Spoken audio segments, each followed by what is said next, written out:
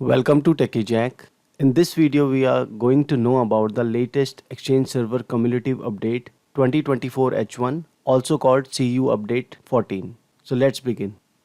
This update was published on 13th February 2024 and it's known as 2024 H1 Cumulative Update CU14 for Exchange Server.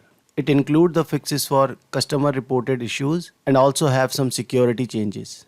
Extended protection is enabled by default. So when you run the setup for CU14, this setup will enable the Windows extended protection by default. This will happen when running the GUI version of setup and when running the command line version of setup without using the switch. Do not enable the extended protection or do not enable the extended protection for Exchange web services. If you want to opt out and do not want to enable the extended protection, you need to run the setup with the switch do not enable extended protection or do not enable extended protection FEEWS, that is for Exchange web services.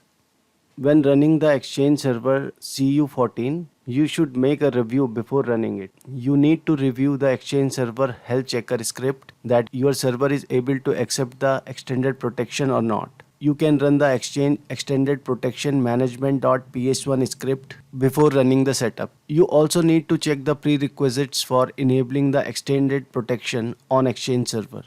How you can proceed. This picture will help you how you can proceed with the CU14 update. If all the server running in your organization has at least August 2022 security update, then you can check that organization have Exchange 2019 server that should not enable the EP. Or if you do not have a 2022 security update, then you have to update your Exchange server 13, 16 and 19 to at least CU13 and latest security update.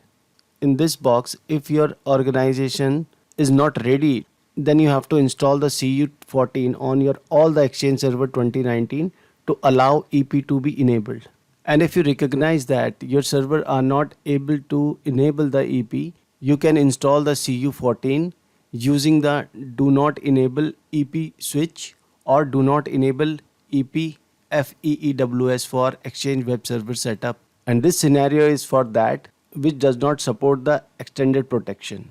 If you run that switch, then you have to address the cause of server incompatibility with extended protection and enable the extended protection. Also, you have to run the health checker script to verify if any other action are necessary needed for extended protection or SU related. .NET Framework 4.8.1 support Windows Server 2022. CU14 also introduced support for .NET Framework 4.8.1, which is only for Windows Server 22 and it cannot be installed on the older version. CVE 2024 information. Microsoft recommends that please allow the CU14 setup to enable the extended protection on your Exchange Server 2019 and on all the other version of Exchange that support it. Enabling the extended protection addresses this CVE problem. Also, I would like to tell you that now the TLS 1.3 support has been moved to the CU15. Microsoft previously announced the plan to support the TLS 1.3 when running on server 2022. In CU14, they are still testing it and validating the TLS 1.3 with Exchange server and do not want to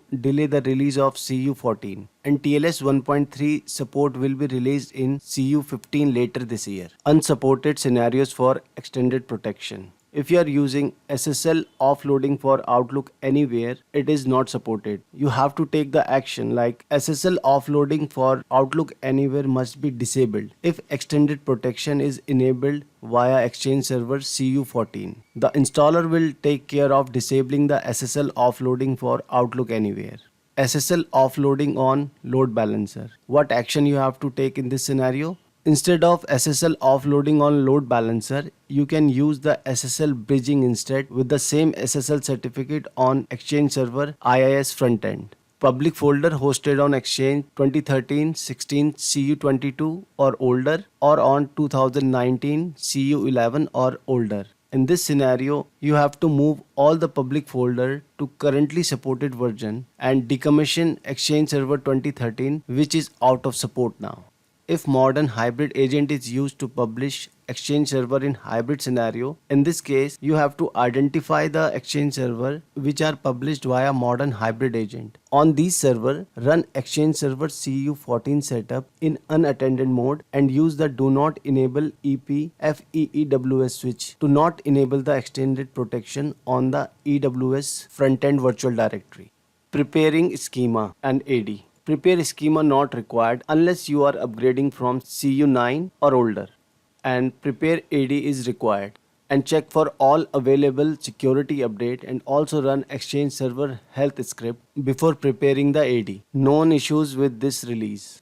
Outlook client might fail to connect. CU14 recover server setup might fail with error. Check for available security update and also run the server health checker script. Outlook client might fail to connect to the server and repeatedly prompt for the credentials after installing the CU14 in your environment that uses the SSL offloading on load balancer. If you use the SSL offloading on load balancer, please note that SSL offloading is not supported with extended protection. SSL bridging is supported instead with the same SSL certificate as on Exchange Server IIS front end, and the recover switch will fail only to the recovered server setup and not the setup that upgrades from earlier CU to CU14. Support status. If you are using Exchange Server 2019 CU13 or CU14, that is supported. And if you are using Exchange Server 2019 12 or earlier, that is unsupported, there will be no future security update. In this scenario, you have to update to the latest CU and latest security updates. If you are using Exchange Server 2016 CU23, that is supported. You need to just update to the latest security update. And if you are using Exchange Server 2016 CU22 and earlier, that is unsupported. No future security update will be there. In this scenario, you have to update to the CU23 and the latest security update. Additional information. Microsoft recommends that all customers test the deployment of an update in the lab environment first to determine the proper installation process for their product environment. And the next upcoming update for the Exchange Server 2019 is 2024 H2, that is CU15. I hope the video was informative. Let's meet in the next video. Thanks for watching. If you enjoy this video and want to see more, don't forget to subscribe and ring the bell icon to get notified whenever I post new content.